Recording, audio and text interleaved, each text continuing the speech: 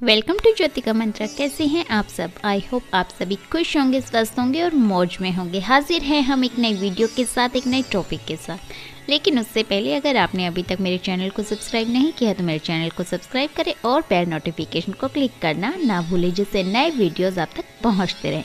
और अगर वीडियोज़ अच्छे लगते हैं तो इन्हें आज हम लेकर आए हैं भीमसेनी निर्जला एकादशी व्रत के बारे में। आपको हम बताएंगे कि यह व्रत कब रखा जाएगा, कौन से शुभ संयोग इस दिन बन रहे हैं, महत्व क्या है और भीम ने यह व्रत क्यों किया था। तो चलिए आपको बताते हैं। निर्जला एकादशी ज्येष्ठ मास के शुक्ल पक्ष की एकादशी को कहते हैं। यह इस साल यह एकादशी 31 मई को है और साल की सभी 24 एकादशियों में से यह सबसे खास है। इसका महत्व सबसे ज़्यादा है।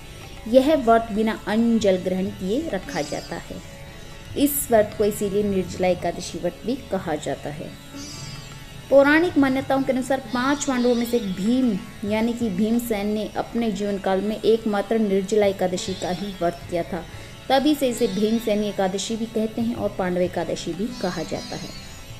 अब हम आपको बताएंगे कि इस व्रत का क्या महत्व है और इस व्रत में कौन कौन से शुभ योग बन रहे हैं। तो निर्जला एकादशी के बारे में विष्णु पुराण में बताया गया है कि यदि आप पूरे साल एक भी एकादशी का व्रत नहीं कर पाए तो निर्जला एकादशी का व्रत कर ले, तो ये आपको सभी एकादशियों का व्रत कर लेने इसका समान फल प्राप्त हो जाएगा। जो व्यक्ति श्रद्धा पूर्वक इस पवित्र एकादशी का व्रत करता है वह समस्त पापों से मुक्त हो जाता है। निर्जला एकादशी पर हमें दान अवश्य करना चाहिए। इस दिन हमें सुराही, फल, पंखा, सत्तू, वस्त्र आदि का दान अवश्य करना चाहिए। तो इस निर्जला एकादशी का शुभ मुहूर्त क्या रहेगा?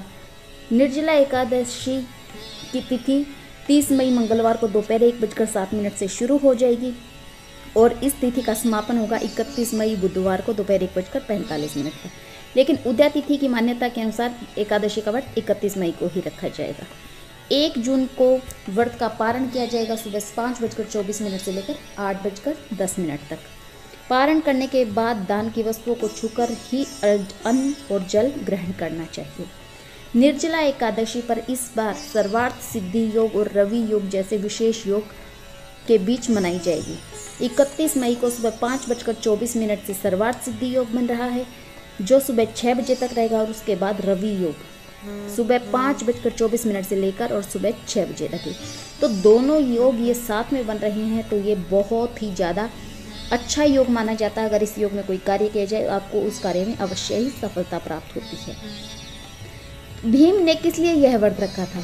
पौराणिक कथा में बताया गया है कि भीम को भूख अधिक लगती थी, इस कारण वह व्रत नहीं रखते थे, लेकिन मोक्ष प्राप्ति चाहते थे और यह भी चाहते थे कि कोई ऐसा व्रत हो जिसको करने से उन्हें पापों से मुक्ति मिल जाए और मोक्ष की प्राप्ति हो। तब उन्हें निर्जला एकादशी का व्रत करने के लिए सुझाव ऋषि मुनियों ने दिया। इसीलिए उन्होंने अपने पूरे जीवन काल में सिर्फ निर्जला एकादशी का व्रत किया और उन्हें अंत में मोक्ष की भी प्राप्ति हुई। अगर आप इस दिन पुण्य की प्राप्ति करना चाहते हैं तो आप कुछ उपाय कर लीजिए। सृष्टि के पालनहार भगवान श्री नारायण को पीला रंग अति प्रिय है, इसलिए आप एकादशी के दिन स्नान ध्यान से निरत होकर साफ पीले रंग के वस्त्र धारण करें।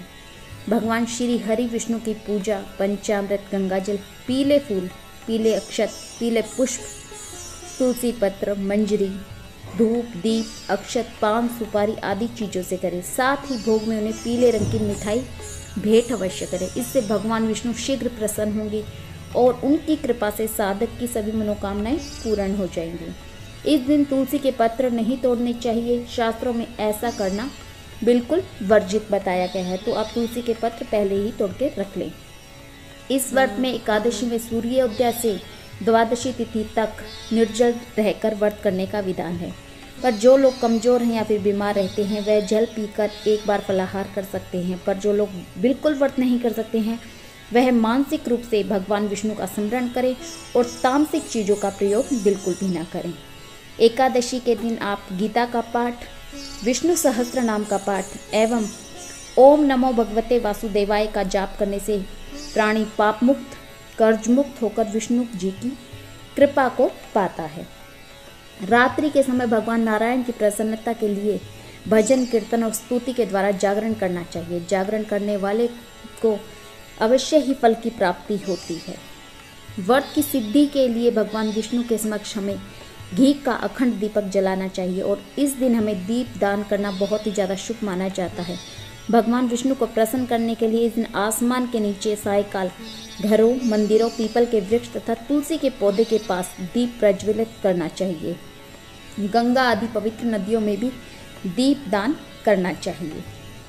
इस दिन ज्येष्ठ मास में पड़ने के कारण इस दिन गर्मी से राहत दिलाने के लिए हमें शीतल वस्तुओं का दान करना चाहिए, जैसे गोदान, वस्त्रदान, छत्र, जूता, फल, शरबत, जल आदि का दान करना चाहिए। निर्जला एकादशी की कथा पढ़नी चाहिए या सुननी चाहिए। द्वादशी के दिन हमें सूर्योदय के बाद विधि पूर्वक ब्राह्मण को भोजन करवाकर दक्षिणा के साथ दान देना चाहिए और अपना व्रत का पारण करना चाहिए। तो इस दिन आप ये कार्य कीजिए और ये एकादशी बहुत ही पुण्य देने वाली है, मोक्ष को प्रदान करने वाली है। तो आप इस एकादशी का व्रत अवश्य करें।